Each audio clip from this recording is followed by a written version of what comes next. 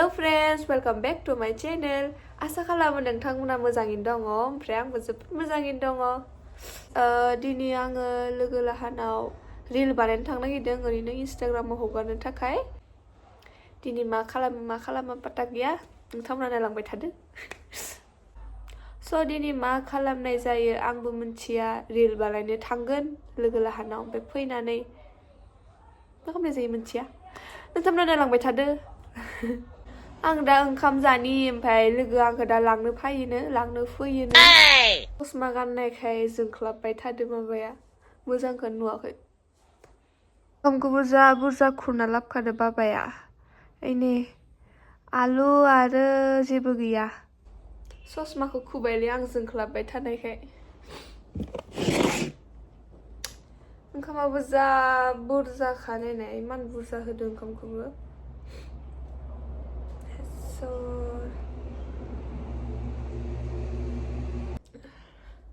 बिदिनो थिखांना जानोसै आं।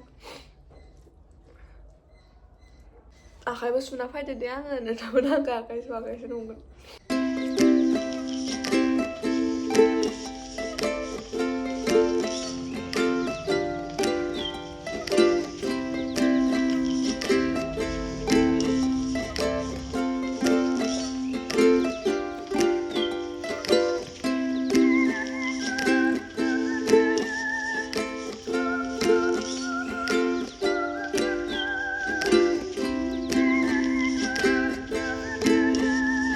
सोरना आलु मैगङा फेभरेट? आंनिया फेभरेट।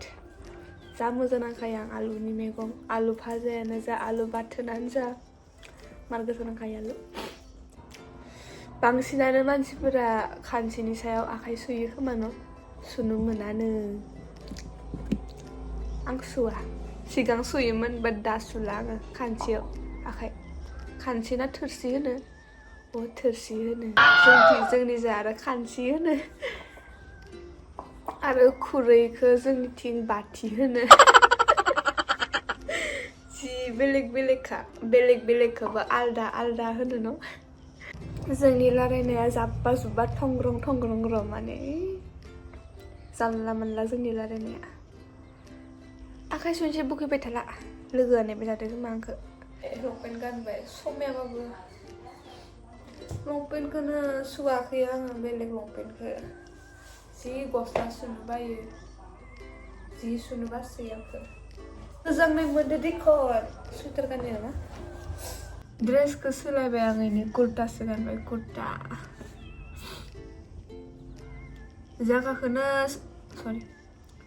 जागाखौनो सोलायबाय थानो गोनां जादों आं, जेरावबो मोजांखौनो नुवा, दा इयाव लाबोलायबाय आङो।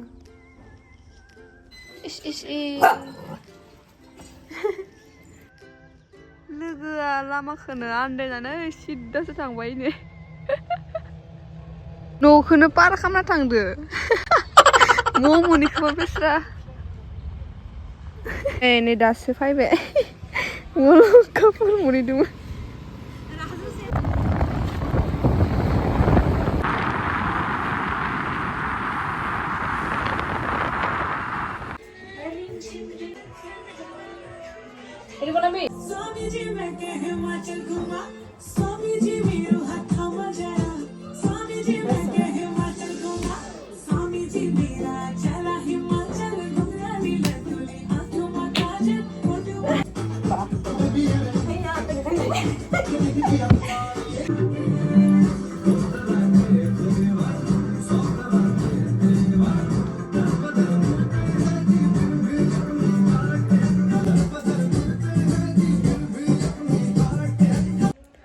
कुर्ती गाननानैनो बानायगोन। सा होइसे आमी रेडी। ओइलो खिलिखा। ओइ खिलिखा खा। सिलिखा खा। ये होइसे रेडी। कालवा दिख रहा है रे। सिलिखा। स्टैंड अब। आया। उसका भी तो ऐसा ना। ओके। कौन बनाम बिल्डिंग और बनाम? चलो चलते हैं। अब की कर बनाइसी? दुईजन रेड पिनছি আমি। मोटू बेसी red, black red, tomato maroon red. मोटू लाल टिक टिक टिक टिक टिक टिक रेड। cetak लाल नो। लाल। छापरी हो गया तू आज Natural beauty.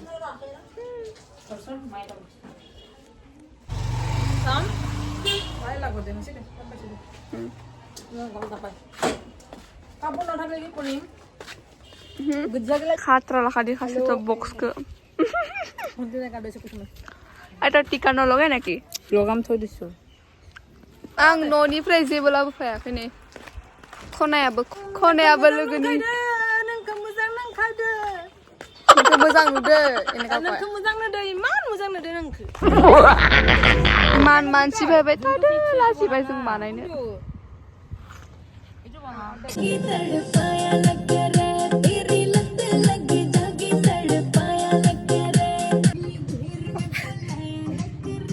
बानायना फैखांबाय दा मालाय लोगोना ओंखाम जायोनो ओमफ्राय आंखौबो ओंखाम जानो थिनदो बिसानाव तो बुजिबाय बर' सब बुजिबाय बेसि नापाव दा मोननैल' भिडिअ बनायबाय दिनि मोनसे ड्रेस दोनो बेलेग बेलेग ड्रेसजों बानायगोन सानदोंमोन बाट हादिया टाइमबो थोनाय नंला स्टरेज फुल जाबाय थायो जोंनि आइफना मा खालामनो दा सलायनो रोङाना जोङो जोंनिथ' खनाखौ खुदुर आङो लोगोनिसोना आंनि नङा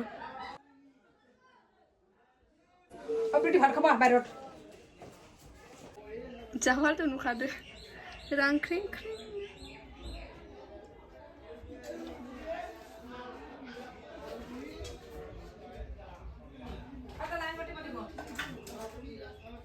जानोसैलै फालु एटु फालु नालाय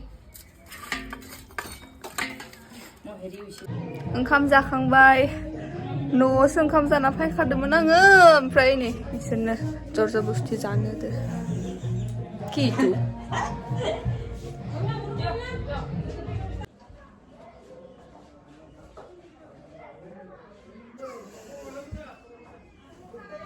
ওইটা কি করে থাকবে মই তোক থৈ আহি নাই মানে মৌচুমী যাব মানে আমাৰ এই মুনুটো যাব না বাইকত ধৰ ই বড় দি কি ক इनि माबा इन्स्टाग्रामखौ फल' खालाम ओमफ्राय बिराद लाइक हो कमेन्ट हो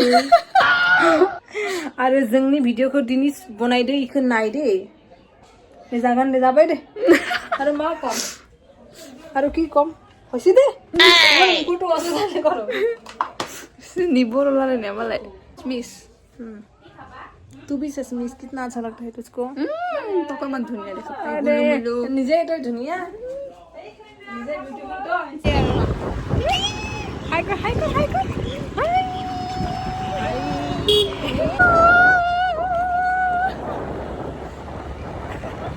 एक्स्ट्रा फाइग्रा ini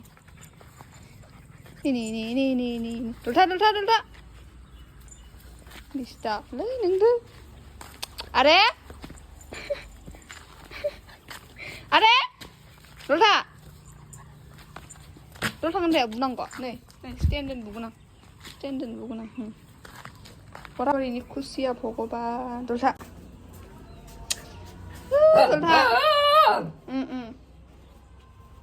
no मोनफैबाय ससमा मारै जोंख्लाबबाय थायो न' मोनफैबाय ससमाखौ खुथुबायलै आङो गानथ'ला दा मा खालामनो दा गोदाव सोराव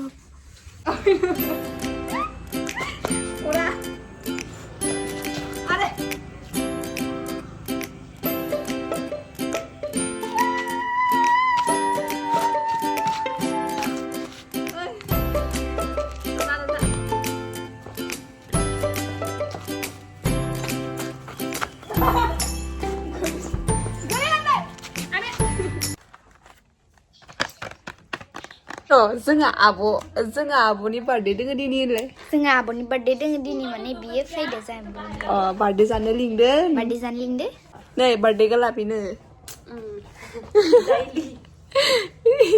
मानो होआखै हो गाबलानो बियो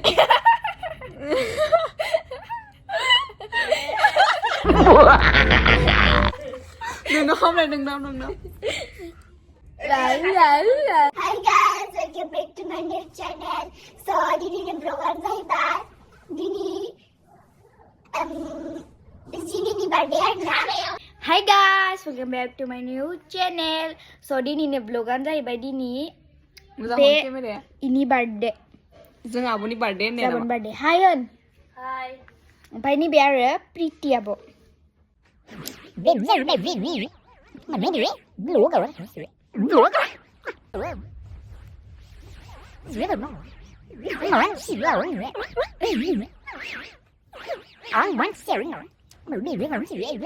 저 너희 마 बुंदों बुंफिनलाय Halo dos, oरैनो आं लोगोआ मा होनोमोनलै मा होनदों लोगोफोरा आं लोगोफोरा होनदों नोंसोरनि गामियाव सासे प्रिति नाम दङ ना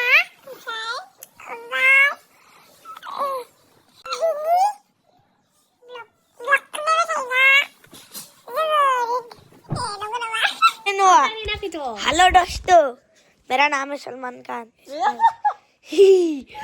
मेरा नाम है सलमान खान ऐसा मत करो मेरी जान नेसर समला नेसर केक हेलो दोस्तों क्या हाल है मम्बला बियानो इदिनो हादो दे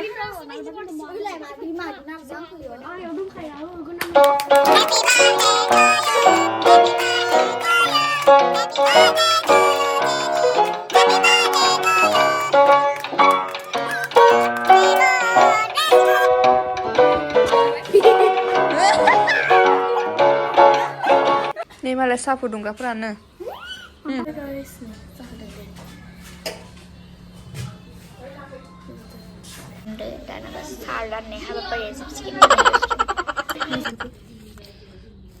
नै जोंनि लास्टनि पार्टि नामा माथोखो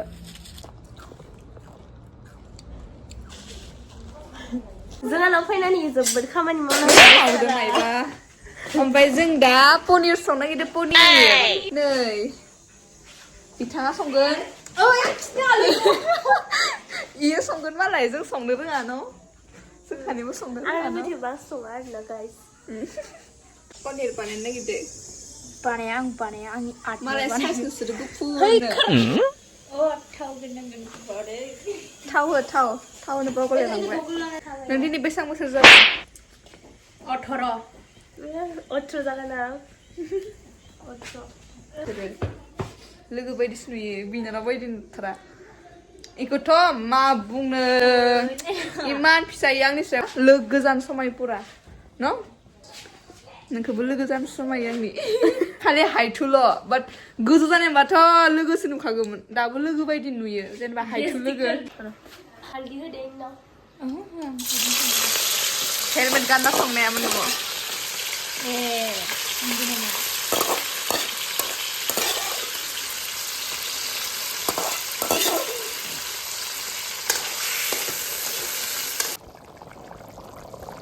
जोंनि पनिर ओंख्रिया जाबाय गोथाव नुदो दा गोथाव जागोन जे पाता गैया बे जायावनो जानोसै ओंखामखौ बरियानो नामा